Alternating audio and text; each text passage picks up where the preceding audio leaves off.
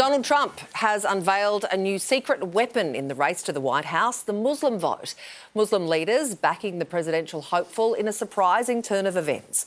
Waleed is in America at the epicentre of all this. Waleed, tell us where you are. Hi guys, I'm here in Dearborn in Michigan. It's a little town just outside Detroit of about 100,000 people where something very serious actually is happening. Because while it might seem like Gaza is a long, long way from us here in Michigan, there is one group in this really key swing state that is so upset at the Biden administration's handling of the crisis that they may just deliver this state for Donald Trump. Have a look.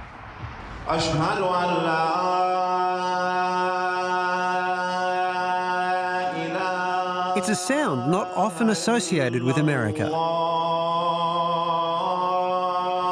But Michigan is home to America's largest mosque and highest concentration of Muslims. And for the roughly 250,000 here, one issue dominates. When we see this killing, the genocide, the destruction, people don't know what to do. A lot of us were fed these things about human rights, everybody's equal, freedom, dignity for everybody.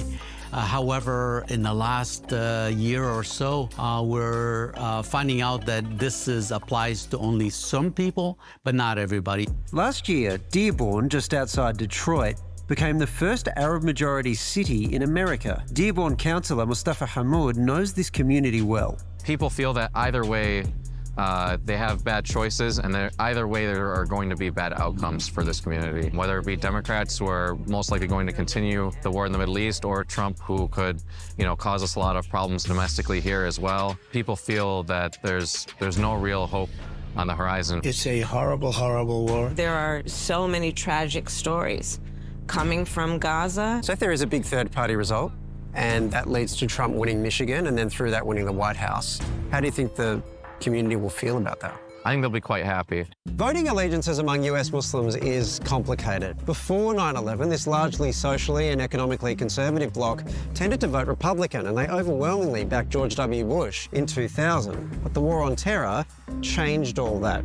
And in 2004, up to 90% voted Democrat. In 2016, American Muslims backed Hillary Clinton. That support held up in the last election, helping Joe Biden narrowly take Michigan by a margin of only 150,000 votes. But many here believe the Democrats now take their vote for granted.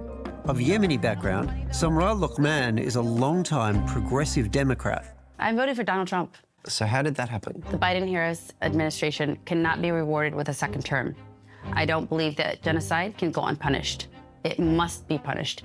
And if it is not, then it sends a signal to all politicians, whether on the Democratic or Republican side, that you can do a genocide and be emboldened to do more, and we won't punish you for it. And that is not a message I want to send to Washington. So why vote for Donald Trump then? I do not forgive the Democrats for allowing this to happen, for funding it. If there is a 99% chance that Trump will continue this genocide the exact same way that Harris does, I will weigh that against the 100% chance that Harris is continuing it, and I'm willing to take that 1% chance. The latest poll has Donald Trump leading Kamala Harris by 2 points among Arab Americans, but drawing a vote twice that margin, Greens candidate Jill Stein. The Democrats are not the solution. They are part of the problem. I support Jill Stein because she's the first presidential candidate that I feel like shares the voice of the Middle Eastern people. I'm voting for Jill Stein, third-party candidate. Like many in Dearborn, cafe and gallery owner Ray El-Kadre's family is Lebanese. There isn't anything in the two candidates, Democratic, Republican, that are something I'm interested in. They've also made statements recently regarding Palestine that completely are unacceptable, that they would both continue to support uninterrupted flow of weapons, even though they can see what's taking place with those weapons. While Democrats say a vote for Stein is a vote for Trump, that's not how Ray sees it. That's a really, really bad, bogus argument. That goes hand in hand with vote for the lesser of two evils. I mean, what are they really saying there? You got two lousy candidates, so pick the least lousy of two. I mean, that is just simply illogical. With Trump leading swing states in the South, Michigan is a must-win for Harris. This weekend, that got harder. The most wonderful thing is happening. We're winning overwhelming support from the Muslim and Arab voters right here in Michigan. Can you believe it? At a rally in Michigan, key Muslim leaders threw their support behind the former president. We as Muslims stand with President Trump because he promises peace. He promises peace, not war.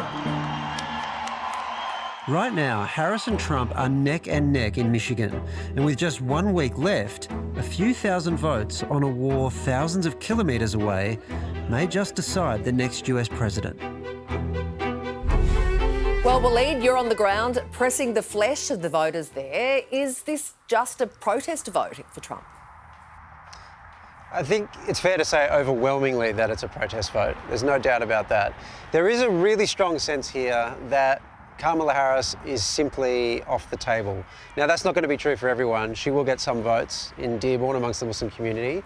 But I heard Mustafa, who you saw in that package, the councillor, he said that within the Muslim community here, saying you're going to vote for Harris is like saying you were going to vote for Trump in 2016. As far as they see it, there's a red line here. And you keep hearing this phrase that's being used by lots of people, that genocide must be our red line. That's the way they're approaching this. That said, when you push them then on what it might mean if Trump were to be in the White House, you start to hear that he's a deal maker, that he's a tough guy who might actually call up Benjamin Netanyahu on the phone and just say, stop it, and that Benjamin Netanyahu would listen. Now, I don't think they think it's likely that that would happen, but the way it was expressed to me is, with Kamala, you're definitely getting more of the same. With Trump, there might be a 5% chance you get something different, and that's a chance some of them, at least, are willing to take. Just briefly, Waleed, it's great to have you on the ground there, because we look at this election through the lens of the Australian media. Being there for 2 or 3 days, does it feel different? Yeah, it does feel very different, Steve. And it's really noticeable how different it is.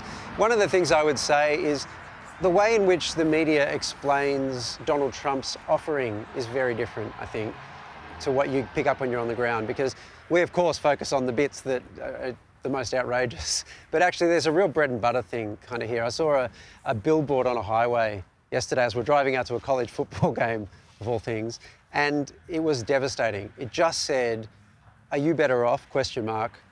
Vote Trump." And it's as simple as that. And so the idea of Trump being mostly about the economy is a very strong element, I think, in the way voters who are inclined towards him are responding.